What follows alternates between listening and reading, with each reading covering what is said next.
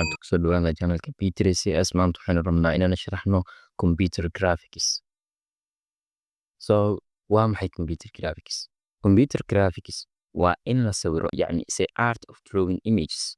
Yani waa computer graphics waa farshaxan, yani lagu sawirayo image computerka screenka korkiisa ayadoo la isticmaalayo programming language. Waa tool noo render garaynaya, noo generate garaynaya, waxna ka bedelaya imageska, wuxuuna ku lug leeyahay manipulation of data, yani datada inaan wax ka bedelno. So waa maxay marka computer graphic? Horta graphic waa maxay? Graphic waa in la sawiraa some points oo graph ah si loo sameeyo image. Points inaan sameyno si aan u sameyno image. Computer graphna waxa waaye waa in to upload some pixels. Pixel qaar in la sawiro on the screen, computer screen, si loo sameeyo image. Waan arki doonaa wax laga wado pixel iyo sida loo upload gareynayo. Computer graphicna waxa waaye waa toolkii aan isticmaalaynay si aan u generate gareyno image, waxna uga bedelno. Resolution waxaa laga wadaa waa maximum number of pixels uu computerka ka kooban yahay without overlapping. Overlapping means waxa waaye ayadoon pixel kale uusan dusha ka fuuleynin ayaa waxaa loo yaqaanaa overlapping. So computer graphic applicationska loo isticmaala maxay yihiin? Waxaa loo isticmaalaa CAD, computer aided design, by isticmaalaan injineerada, presentation graphic, haddii aan rabno shay graphic sida T-Printer iyo shay graphic la xiriira markaa soo bandhigayno. Education and training, image processing oo AI-da iyo wax isticmaalaan, computer art, entertainment iyo visualization. Markii la rabo yani in computerka dushiisa wax lagu sawiro, laba shay waa inuu computerka taxadir ah. Pixelska aan rabno inaan sawirno iyo competition oo xisaabaad. So marka aan rabno basic geometric oo yani wax aan ku sawirayna ama skinka ama pictureska, waxaa kamid ah points. 2 points inaan isku xirno, line inaan sameyno, curve inaan sameyno, circle iyo wixii lamid exampleskiisa. So point waxaa laga wadaa inaan yani ka tilmaamno pixel screenkeena dushiisa inaan pixel ka tilmaamo. Haddii waxaan soo sheegnay inaan pixel yani markaan wax sameynayno inaan yani some pixels inaan doorano. This is a pixel, this is a pixel and this is a pixel. Macnaheedu waxa waaye screenkeena wuxuu ka kooban yahay number of horizontal rows and columns. So marka meel walba oo x iyo y isku jiraan ayaa waxaa loo yaqaanaa pixel.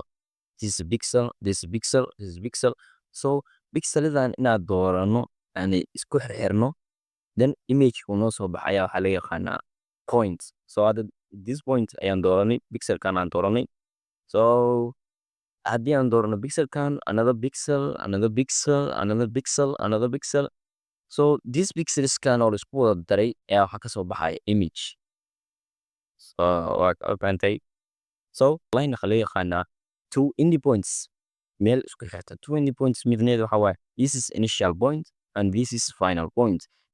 Yani isku tubkooda ayaa waxaa loo yaqaanaa line ayaa loo yaqaanaa. So marka waxay noqonay line segment qaacidadiis waxay noqonay x1, this is x1 the graph, and this is y1, this is y2 and this is x2. Connection labadaas oo la isku xiray dhexdeeda waxaa kasoo baxaya line. So lineka marka muxuu sameynaa? Wuxuu sameynaa some set of intermediate pixels between two any points. So marka the linekii inta ka bilawnay, this is initial point of x1 and y1. So and this is the final point, is x2 and y2. Dhexdan ayaa waxaa soo galaya some pixels inaan ku sawirnay. Inta pixel, the pixel, this is pixel, this is pixel, this is pixel. So kan dhan ayaa wuxuu noqon doonaa marka line segment. Line segmentigaas yani dhexdiisa waxa ku jira ayaa noo noqon doonaa image oo ay sawirayn. So line is digitized into set of discrete integer positions. Lineka markii yani la sawirayo waxaa lagu sawiraa integer la isticmaalaa. Lama isticmaalo float iyo double, yani shay oo point lama isticmaalo. Waxaa waaye compute positions, haddii positionska la sawirayo ay yihiin 10.48 iyo maxaa la yidhahdaa 20.51 hadday tahay, waxaa laleeyahay yani rounding lagu sameynaa. Waxaa laleeyahay 10.48, waxaa laleeyahay roundingkeeda maxaa maadaama kan 4 uu yahay oo yani roundingka markii la sameynayo 5 ayaa waxaa laga qaadi karaa maadaama 4 uu yahay. Intaan dhan waa scale increment is equal 10 only. And this is 5. 5 maadaama ay tahay marka 20.51 yani kan round waa lagu sameyn karaa marka waxay noqonaya 21.